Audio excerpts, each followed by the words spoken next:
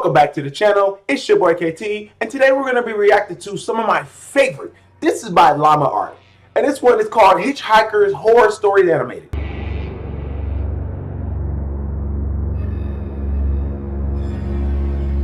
So, of course, we're going to make this a try not to get scared challenge.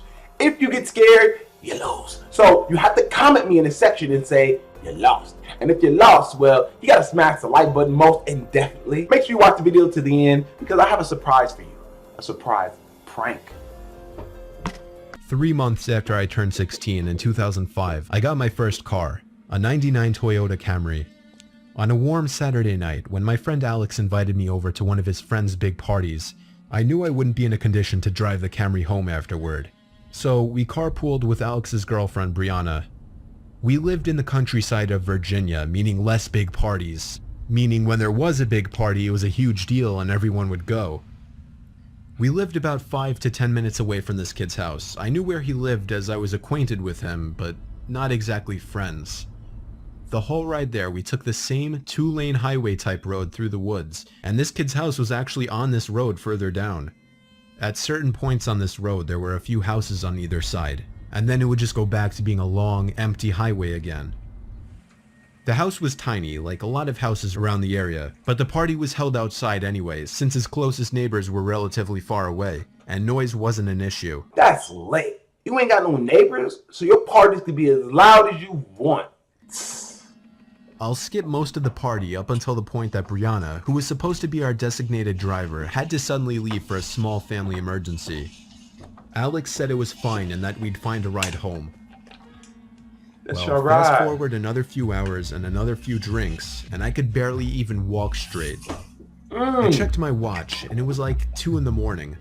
I figured it was time to go. I started looking for Alex, but I couldn't find him anywhere. There's a couple of chicks right there on the grass, you know what I'm saying? I would have had a little game playing. In fact, it seemed like everybody I knew had already left. I could barely even think straight, but I was still furious at the fact that Alex could have actually left without me. I asked to use the party host's phone and dialed Alex's home number. After 2 tries, I gave up and then realized I shouldn't wake his family up. So, literally not knowing what else to do, I dizzily stepped out onto the road and began walking back home.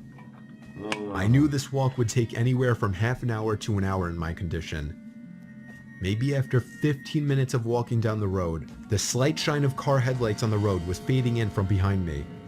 Jumping for joy inside, I lifted up my arm and stuck out my thumb. As the car neared, it slowed down and came to a stop right next to me. The man driving the '98 Ford Explorer rolled down the window and asked where you headed. That's where his first mistake was. I would have waited until it was a polite female driver to come pick my butt up. I ain't getting in no dude's car. These days, you never know. I told him my house was just down the road and beyond a right turn, probably slurring my words beyond comprehension. He chuckled and told me to hop in. I thanked him and joyously hopped into the truck. Oh, them googly eyes. I see what you want. My booty is me, my booty is mine. You may not touch my booty. I was exhausted. I remember completely disregarding things the guy was asking me because I was so close to just passing out. And that's what happened. The memories of being in that truck turned to a fog as I'm sure I passed out. No! No! Oh, you see? Man! The next thing I remember, I woke up still in the moving truck. The guy looked at me. You see them googly eyes? He's like, too late, you passed your house, sweetheart. And left, but didn't say anything. I looked around and realized the road we were on wasn't familiar. I nervously asked, where are we going? He then said, so what were you doing out this late anyway? As the man answered, he is 16 years old. You don't act no 16-year-old, no questions. You better ask his mama them questions. Take him home to his mama. A very straightforward question with another irrelevant question. The sobering reality of the situation hit me. You can let me out anywhere, I told the man. The man responded with a firm no.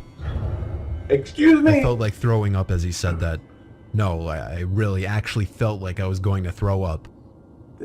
I started to gag as I felt more and more nauseous by the second. The man took his eyes off the road to look at me, and that's when I thought of the perfect distraction. I turned in his direction as I could throw up everywhere. Oh! Ah! You gonna kick him out the car. I bet you he'll never pick up a hitchhiker again. Continued to gag, and he started to kind of lean away and slow down the car. Thankfully, I drank as much as I did because I finally threw up and made a point of doing it all over the man's lap. The man yelled in frustration and stopped the car, and that's when I took it upon myself to run for my life into the woods and duck behind a few bushes. The man came following into the woods with a flashlight, and on 2 separate occasions, he shined the light straight over me without noticing. Eventually, I heard his footsteps walk even further into the woods past me. That was when I ran back to his truck, but unfortunately, he was smart enough to lock it. Hey, that's By smart. some miracle, I saw another car approaching in the distance, and I ran out into the middle of the street, waving my arms like a lunatic. The car tried to avoid me, but I wouldn't let it. They were forced to stop, and I yelled at them to help me before they came back. Once I told them that I was kidnapped by the man who was driving that Ford Explorer, the driver agreed to give me a lift. Not to the police station or anything, but to my house. I made it back safely where I couldn't thank the driver enough. I immediately woke up my parents and told them. My dad wanted to know if I got his tag number, and then I felt like punching myself in the face. I failed to get the simplest All you had to do was get the tags. information from the guy that would have allowed me to actually properly report him. All I knew was that he drove a faded blue '99 Ford Explorer. I made sure to give Alex a piece of my mind, and part of me always held a grudge against him ever since just for abandoning me at a party without telling me.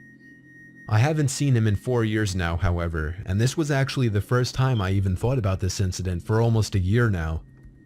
As time goes on, even the worst of memories may start to fade, but after writing this to share with the internet, it's once again fresh in my mind. Ooh, yep, that's how you gotta do it when you tell story times. You create those memories once again. I would have definitely jumped out. That's just me. If a person says, no, I'm not letting you out the car. How you doing? Excuse you? I would have just, I don't know, words would not have been able to justify the feelings and the emotions that's going on at the moment. I'd have been like this. What say, huh? You ain't what? How, what? Are you pranking me? Because then within like 30 seconds, it's on, man. We got problems. You want beef, man? Look. Let's go the easy way to the hard way, man. I like people. But if you try to play me, then obviously I don't really too fond like you that much. And Mr. Creepy Googly Eyes, man. Like, you are a boy, all right? I am a boy. Just give me right on home. I did not get in this car to be a gigolo, okay? It ain't happening. I just want to be frank with you. It's 16 years old, man. 16 years old. Am I wrong, though? Like, come on, man. Man, I bet you who's gonna make a contingent plan from now on, though. Hey, I was thinking like this dude, 16 years old, going to a party, drinking and stuff. Like, where his parents at? Oh, his parents was at home sleeping, as you guys saw. Ooh, somebody's parents need to be up. Am I wrong? Nah, but he got home safely. Like, all is well, though. Thank you for watching the video. Did you get scared? You gotta message me in the comment section below. If you lost, you lost. And you gotta tell me. We're gonna be checking out more of these try not to get scared horror anime stories. Good looking on recommended llama arts. I do appreciate that. I will be doing more reactions to a lot more of his content, so expect more of these in the future. But as for I gotta go. Peace. Can't touch me. Can't touch me. Just like the bad guy.